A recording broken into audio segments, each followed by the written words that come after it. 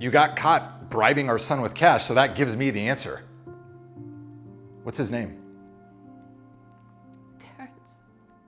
Who? Terrence. Terrence. My coworker, Terrence. Well, luckily I got the promotion I was asking for.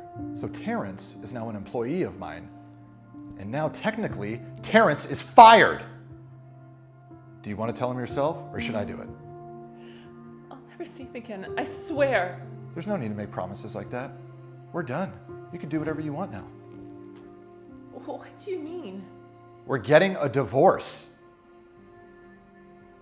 You're divorcing me? Honey, can't we talk about it? We can talk about it in court. Pack your bags.